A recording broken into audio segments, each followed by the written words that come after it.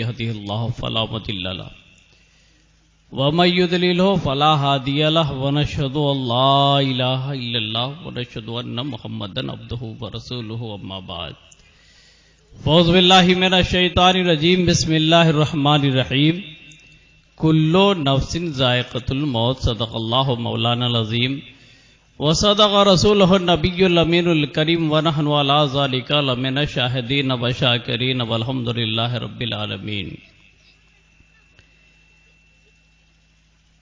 وہ سوئے لالا زار پھرتے ہیں،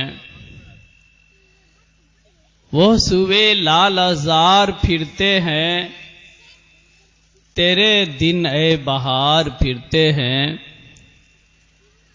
جو تیرے در سے یار پھرتے ہیں، جو تیرے در سے یار پھرتے ہیں، در بدر یوں ہی خار پھرتے ہیں. اور اس گلی کا گدا ہوں میں جس میں، اس گلی کا گدا ہوں میں جس میں مانگتے تاجدار پھرتے ہیں، مانگتے تاجدار پھرتے ہیں. اور ہائے غافل وہ کیا جگہ ہے جہاں، ہائے غافل وہ کیا جگہ ہے جہاں 5 جاتے ہیں 4 پھرتے ہیں، 5 جاتے ہیں 4 پھرتے ہیں. درود شریف پڑھیں. اللہم صلی علی سیدنا و مولانا محمد معدن الجود والکرم والہ وبارک وسلم صلاۃ و سلاما علیک یا رسول اللہ صلی اللہ تعالی علیہ وسلم. حضرات، اللہ رب العزت کا یہ فیصلہ ہے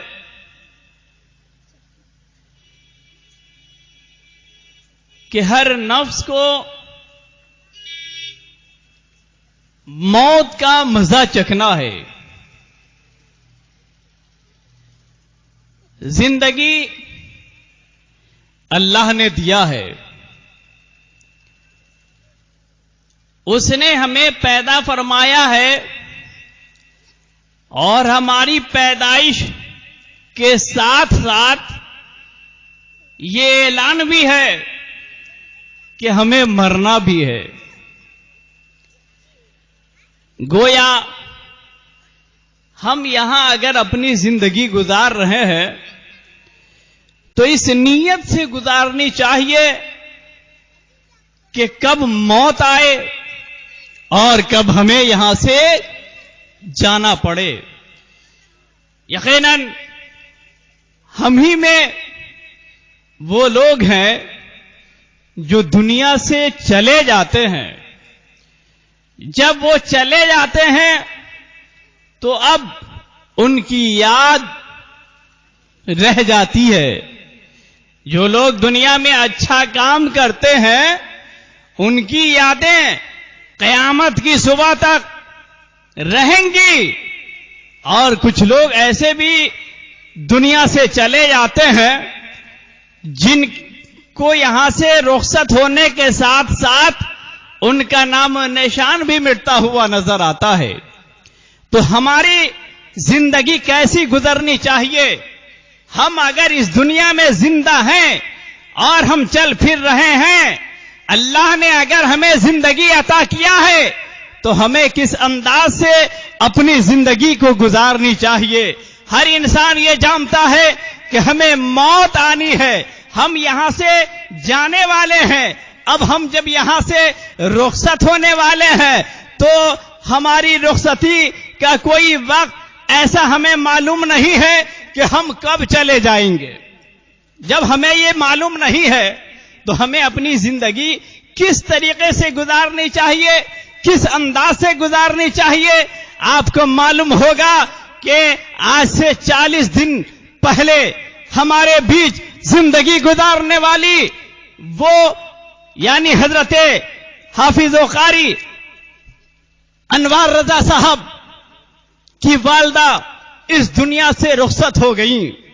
یقیناً جب انسان زندہ ہوتا ہے تو اس کو اس کی یاد کیا ہے وہ تو سامنے ہوتا ہے، لیکن جب انسان وہی مر جاتا ہے اور مرنے کے بعد جب انسان تلاشتا ہے، گویا آپ پوچھیں ہمارے انصار بھائی کے دل سے کہ آپ کے دل کے اندر ماں کی محبت ہے کہ نہیں، تو یقیناً ان کے آنکھوں سے آنسو کے قطرات نکلنے شروع ہو جائیں گے۔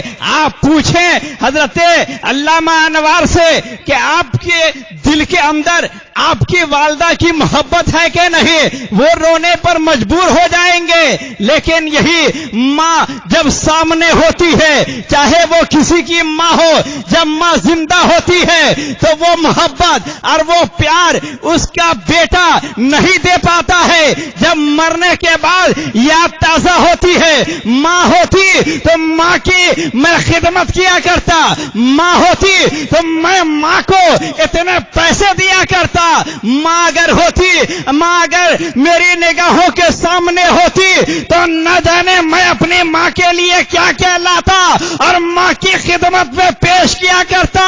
لیکن میں ایک مجاز دینا چاہتا ہوں وہ مسلمانوں، ارے جب تمہاری ماں دنیا سے چلی گئی ہے تو آج آنسو کے قطرات گرا رہے ہو اور کہنے پر مجبور ہو رہے ہو کہ اگر میری ماں زندہ ہوتی، کچھ دنوں اگر اور حیات پا لیتی تو میں اپنی ماں کے لیے یہ کرتا اور وہ کرتا۔ میں کہنا چاہتا ہوں کہ تم بار بار سنا کرتے ہو، اگر عالم نہیں ہو تو ہمارے علماء تمہارے بیچ چلا چلا کر تھکے ہیں۔ ماں کا بہت بڑا مقام ہے، باپ کا بہت بڑا مقام ہے، ماں کے قدموں کے نیچے جنت ہے، اور جب تمہیں معلوم ہے تو اپنی ماں کو کیوں جوتیوں کی ٹھوکروں پہ اڑاتے نظر آتے ہو؟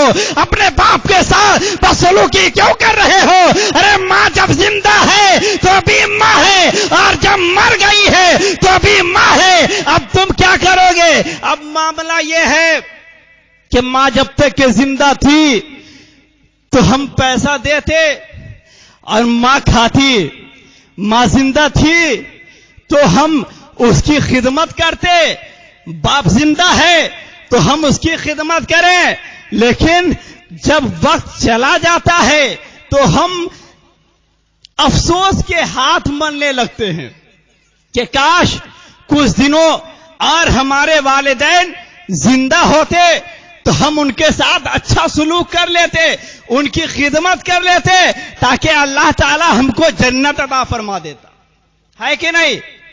بولیے نا۔ تو جب ایسا ہے، ہمیں معلوم ہے تو ہم ماں باپ کی خدمت کریں یا نہ کریں، یہ ہمارا دل خود فیصلہ کرنے پر مجبور ہو جائے گا کہ والدین کی جب اتنی بڑی فضیلت ہے، اتنا بڑا مقام ہے جب والدین کا، تو ہمیں اپنی زندگی گزارنے میں اپنے ماں باپ کو اگر ہم نے پا لیا ہے تو ماں کی خدمت کرنی چاہیے کہ نہیں، باپ کی خدمت کرنی چاہیے کہ نہیں۔ ایک بات اور ذہن نشی کر لیجئے کہ جیسا آپ کیجئے گا اپنے ماں باپ کے ساتھ، ویسا ہی آپ کی اولاد آپ کے ساتھ کرے گی، اور اس کو یقین کامل مان لیجئے۔ ایک واقعہ ہے، ایک شخص بوڑھا ہوا، بڑھاپے کے عالم میں دروازے پہ وہ کھانستا تھا، اور جب کھانستا ہے کوئی بوڑھا تو جوان کی نیند حرام ہو جاتی ہے۔ جوان کہتے ہیں کہ ہمیں یہ تو سونے نہیں دیتا ہے، رات بھر کھانستا ہے، کھانستے کھانستے نیند کو حرام کر دیا ہے۔ چنانچہ میاں بیوی گھر کے اندر لیٹ رہے تھے، اور ساتھ ہی ساتھ باپ بوڑھا بیچارہ دروازے کی چوکٹ پہ لیٹا ہوا کھانس رہا ہے۔ بیوی نے کہا، اے میرے شوہر نامدار، میری نیند حرام ہو رہی ہے، کیا بہتر ہوتا اس بوڑھے باپ کو آپ کہیں لے جا کر کسی چٹیل میدان میں ڈال دیتے تاکہ ہم لوگ چین اور آرام کی نیند سوتے اور سونے میں بڑا مزہ آتا۔ چنانچہ بیوی تھی، بیوی کی بات بھلا کیسے انکار کر دیتا۔ بیوی نے کہا تھا، باپ کو لے جا کر کسی چٹیل میدان میں ڈال दो और हमारी नींद जो हराम हो रही है वो हमारी नींद कायम हो जाए और हम आराम से सोने लगे। चुनांचे इतना सुनना था कि बेटा है, बेटा ने बाप के साथ जो सुलूक किया है जरा गौर से सुनिएगा। अब बेटा जब जगा है, जब सुबह नमूदार हुई है, अपने छोटे बच्चे को बुलाता है और बुलाने के बाद कहता है, ए मेरे लाल सुनो, बाजार चले जाओ। और बाजार जाने के बाद एक बोरी ले आओ। कहा, अब्बा जान ये सुबह सुबह उठे हैं आप और सुबह में सब्जी लाने के लिए नहीं कह रहे हैं, गोश्त लाने के लिए नहीं कह रहे हैं, कोई और काम नहीं बता रहे हैं, बल्कि सुबह सुबह आपको बोरिए की क्या जरूरत पड़ गई है। बाप ने जवाब दिया, बेटा तुम्हें पूछने से कोई फायदा नहीं है, मैं जितना कह रहा हूं तुम जाओ और बोरिया लेकर चले आओ। लेकिन बेटा बहुत जिद पकड़ लिया कि अब्बा जब तक कि आप कहिएगा नहीं कि उस बोरे को आप क्या कीजिएगा, मैं लाने को तैयार नहीं हूं। बेटा भी ऐसे इंसान का बहुत जिद्दी होता है। चुनांचे बेटा जिद पकड़ा है। बाप ने कहा, सुनो मेरे लाल, बात असल ये है कि रात तुम्हारी अम्मी जान ने ये कहा है कि बाप जो तेरा बूढ़ा है वो दरवाजे पे खांसता है और खांसने की वजह से नींद नहीं आती है, तो क्या बेहतर होता कि इसको चटियल मैदान में डाल दिया जाता। चुनांचे तुम्हारे दादा को उस बोरे में पैक करने के बाद किसी चटियल मैदान की तरफ ले जाकर डाल दूंगा। चुनांचे इतना सुनना था। बेटा ने कहा, ये मेरे प्यारे अब्बा जान बस इतनी सी बात है तो लीजिए मैं जाता हूं। बेटा दौड़ा हुआ गया, बाजार की जानिब जाता है। अब एक बोरा नहीं लाता है, बाप ने चूंकि पैसा कुछ ज्यादा दे दिया था, एक बोरा नहीं लाता है बल्कि 2 बोरा गया और बाजार से खरीद कर चला आया है। बाप ने सवाल किया, ए मेरे लाल, मैंने तुम्हें कहा था एक बोरा लाने के लिए, लेकिन एक बोरे की जगह पे तुम तो 2 बोरे ले आए हो, ये फजूल खर्ची क्यों किए हो। बेटा जवाब देता है, ए मेरे अब्बा जान, ए मेरे अब्बा जान, अगर आप चालाक हैं तो मैं चालाक की औलाद हूं। ए मेरे प्यारे अब्बा जान सुनो सुनो, आपका बाप जब बूढ़ा हुआ है तो आप पैसा देकर बोरिया हमसे मंगवा रहे हैं और मैं गोनी ला रहा हूं, लेकिन मेरे अब्बा जान ये आपका पैसा है जो आपने खर्च किया है, लेकिन मैं आपसे कहीं ज्यादा चालाक हूं।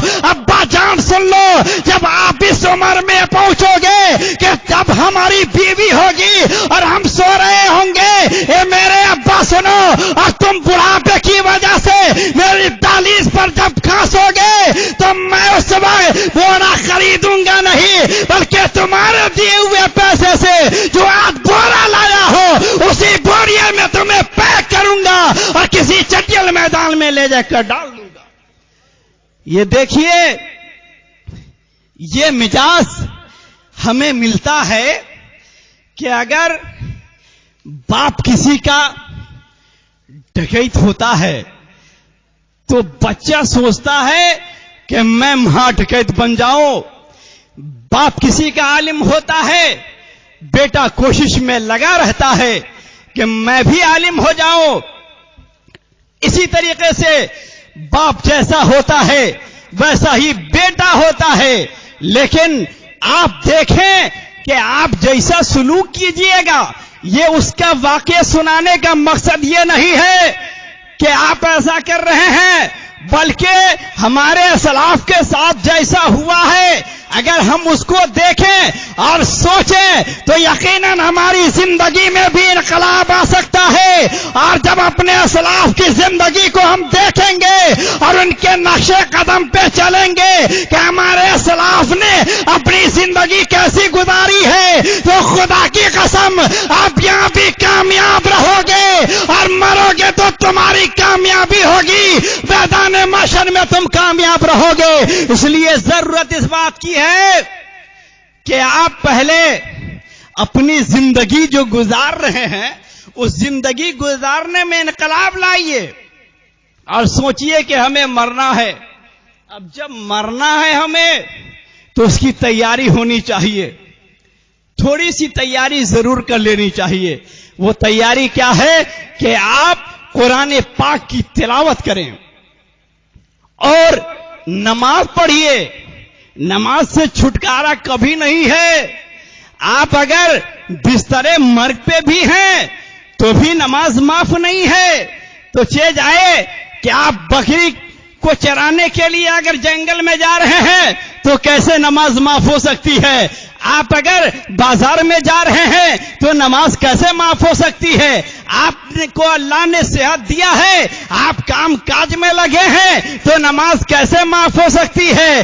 جب بستر مرگ پہ آپ پہ نماز فرض ہے تو آپ اپنی زندگی کو سمجھیے اور غور کیجئے۔ کبھی کبھی ایسا کر لینی چاہیے کہ جب سونے جائیے بستر پہ لیٹ جائیے، جب رات کا کافی حصہ گزر جائے تنہائی کے عالم میں ایک مثال دیتا چلوں کہ اگر اس وقت میں قرآن پاک کی تلاوت کروں یا کوئی دعا کرنے کے لیے ہاتھ اٹھاؤں اور بالکل آنکھوں سے آنسو کے قطرات گرنے لگے تو یقیناً آپ کہیں گے شاید یہ مکاری کر رہا ہے، یہ کہاں سے آنسو لے آیا ہے؟ لیکن یہی آنسو اگر ہم تنہائی میں اپنے رب کی بارگاہ میں دعا کریں گے اور اپنے مولا سے مانگیں گے اور رو کر مانگیں گے تو یقیناً رب قدیر ہمارے آنسوؤں کو دیکھے گا اور اس کی قیمت یہی ہوگی کہ ہمیں جنت الفردوس عطا فرمائے گا۔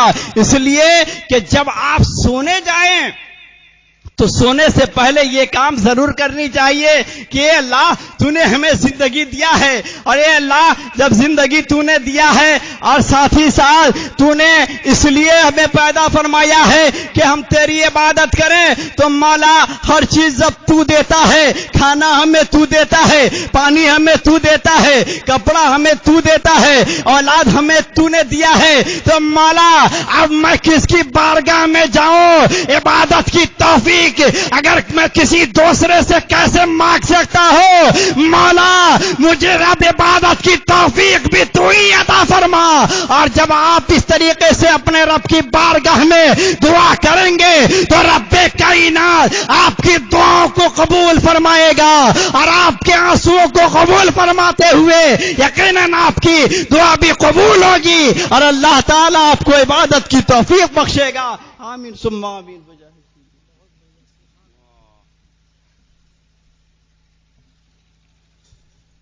السلام علیکم ورحمۃ اللہ وبرکاتہ۔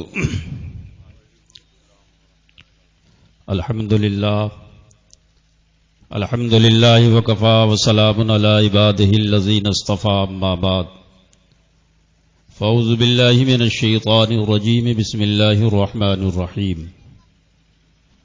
الذی خلق الموت والحیاة لیبلوکم